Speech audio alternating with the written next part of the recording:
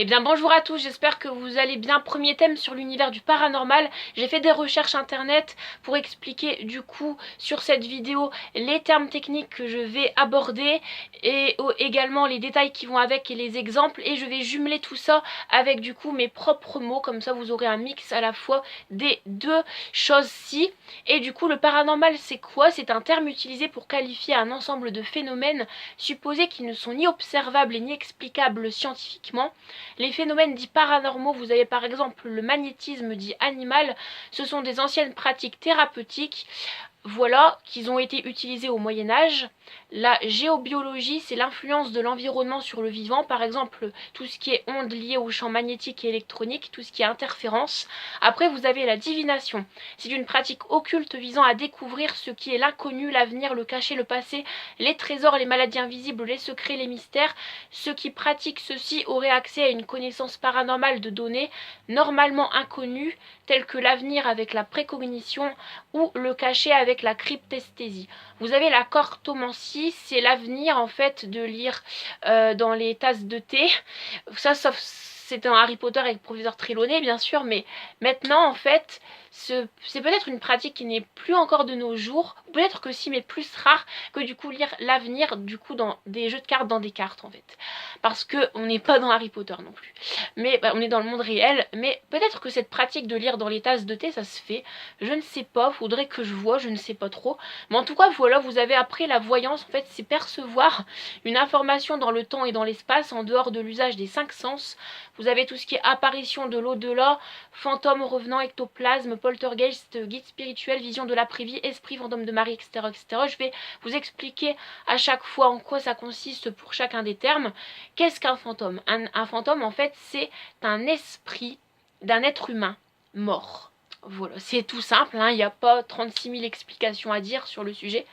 Les revenants, c'est quoi? Ce sont des esprits d'êtres humains morts, mais ce qui, on va dire, est un peu différent des fantômes, c'est que quand vous avez une maison hantée par des fantômes, les fantômes, ce sont des entités qui vont moins s'attacher aux personnes vivantes pour les hanter, parce que du coup, le champ, on va dire, d'ouverture du paranormal sera beaucoup plus restreint que les revenants, tout simplement parce que les fantômes ont pas mal réglé leurs problèmes, ou en tout cas leurs choses, avec leurs vivants,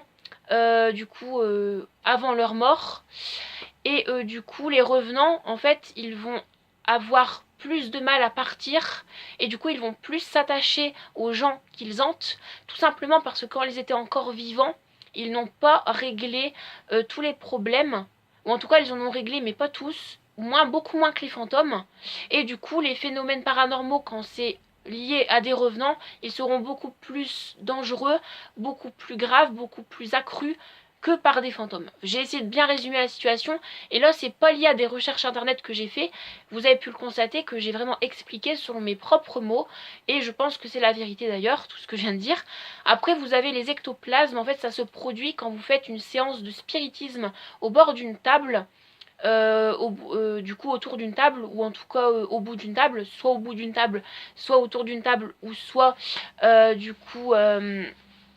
au bord d'une table, donc bord d'une table, autour d'une table, ou au bout d'une table, hein, c'est pareil. Et du coup quand vous faites ceci, vous pouvez voir en fait des espèces de nuages de fumée, de nuages de vapeur, et en fait c'est provoqué par du coup un voire plusieurs esprits qui du coup hantent le lieu de la séance de spiritisme. Et du coup voilà. Ensuite après vous avez les poltergeists, ce sont des esprits frappeurs tout simplement qui vont hanter les vivants. C'est peut-être aussi des démons, mais je ne suis pas sûre. C'est peut-être aussi des mauvais esprits, voilà. En tout cas voilà, guide spirituel c'est tout ce qui est entité divine, ange, archange, tout ce qui se résume au paradis, peut-être aussi tout ce qui se résume à l'enfer, mais je ne suis pas sûre. Après vous avez vision de l'après-vie, c'est quoi? Alors en fait c'est quand vous voyez votre mort avant de mourir, et vous voyez ce qui va se passer après quand vous mourrez en fait, mais vous êtes conscient, vous avez une vision en fait de ça. Je sais pas si c'est vraiment vrai, je pense qu'il y a un peu de vrai dans ce que je dis là. Après, je peux pas vous dire que ce que je dis c'est certifié à 100%, mais j'espère du coup que c'est clair et je fais tout pour que du coup ce soit clair au maximum. Après, vous avez du coup des cas de possession, oui ça peut arriver. Vous avez aussi, ça peut arriver quand vous avez une maison hantée par des mauvais esprits, des démons. Vous avez du coup les codes oui, de mauvais esprits. Vous avez les codes de bons esprits qui vous veulent du bien et qui ne sont pas là pour vous terroriser. Vous avez les codes de maison hantée ou d'obsession par des génies ou des esprits. Vous avez le phénomène OVNI, c'est tout ce qui est théorie sur les hommes en noir, tout ce qui est théorie de Matrix, tout ce qui est du coup théorie sur des choses qu'on ne peut pas voir à l'œil nu, en tout cas qu'on peut voir mais qui ne font pas partie de la Terre. Donc voilà, vous avez pas mal de choses, mais c'est tout ce qui se résume à de l'activité extraterrestre. Vous avez les expériences de mort imminente, pardon, c'est quoi? En fait, c'est quand vous mourrez pendant 1 à 2 minutes, voire plus, et que du coup vous revenez à la vie, vous pouvez voir quelque chose. Soit vous voyez un tunnel, soit vous voyez par exemple une autoroute, une route, soit vous voyez un pont, soit vous voyez un bateau. Ce sont en fait des présages qui sont destinés à amener les âmes vers le paradis quand les personnes meurent. En fait, c'est un peu, on va dire, chaque chose que j'ai dit, ce sont des passages qui vont permettre aux âmes d'y entrer et après d'aller soit au paradis ou soit à l'enfer. Je ne suis pas sûre si c'est certifié à 100%, mais je suis sûre au moins à 80%, voire 90% que ce que je dis là est vrai. Ensuite, après, vous avez du coup pas mal de jeux paranormaux. Donc moi, je ne pratique pas ce genre de choses. J'ai failli une fois avec une planche Ouija, mais que j'ai dessinée, le faire, mais je ne l'ai pas fait parce que je suis quand même sceptique à ce sujet. J'avais en fait envie de faire un dessin d'une planche Ouija et de poser un verre à côté de mon lit un soir et du coup voir le lendemain si le verre aurait bougé de place, mais je ne l'ai pas fait parce qu'on ne sait jamais ce qui peut se passer. Et du coup, voilà, ce jeu m'intéresserait, mais je ne pratique aucun jeu de spiritisme, que ce soit Ouija ou autre, je n'en pratique aucun. Mais en fait, vous avez ce jeu-là, vous avez la médiumnité, vous avez la nécromancie et les voix électroniques.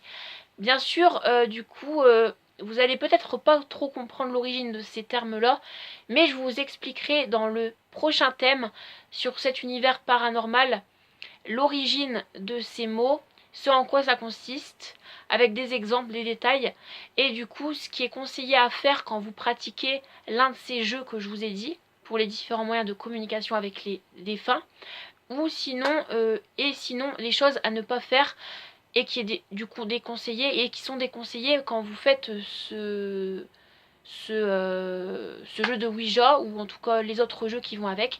En tout cas voilà. Et petit truc que j'ai à vous dire et qui est très intéressant, en fait ma chambre, il s'est passé quelque chose il y a plusieurs mois ou un an, je ne sais plus. J'ai entendu des toquements genre comme ça dans mon armoire. Alors est-ce que ma maison a été hantée et qu'elle ne l'est plus, sachant que ce qui est quand même bizarre et étrange, parce que je ne pratique aucun jeu de spiritisme, donc je ne sais pas si une maison peut être hantée quand on pratique aucun jeu de spiritisme, mais c'est étrange. Soit c'est du coup cette théorie-là, ou soit c'est que comme du coup ma chambre est en bois, c'est peut-être le bois et qui vit, parce que le bois c'est vivant, donc du coup ça peut faire des grattements dans les murs et aussi dans l'armoire parce que du coup voilà, à débattre hein, mais en tout cas après ceci il ne s'est plus passé de choses chez moi, donc du coup je pense pas que c'était lié à une activité paranormale, donc c'est rassurant. Alors du coup j'espère que ça vous aura plu. Si c'est le cas, bah, n'hésitez pas à liker, n'hésitez pas également à commenter, n'hésitez pas aussi à vous abonner si le contenu de ma chaîne vous plaît en général et que vous n'êtes pas encore abonné. Et n'hésitez pas à activer la cloche pour recevoir toutes les notifications quand je sors de nouvelles vidéos sur ma chaîne. Et moi, je vous dis à très vite pour la nouvelle vidéo. Ça sera dans quelques heures. Et je ne vous dis pas le thème et l'univers, vous allez voir. En tout cas, merci à vous tous. Bye.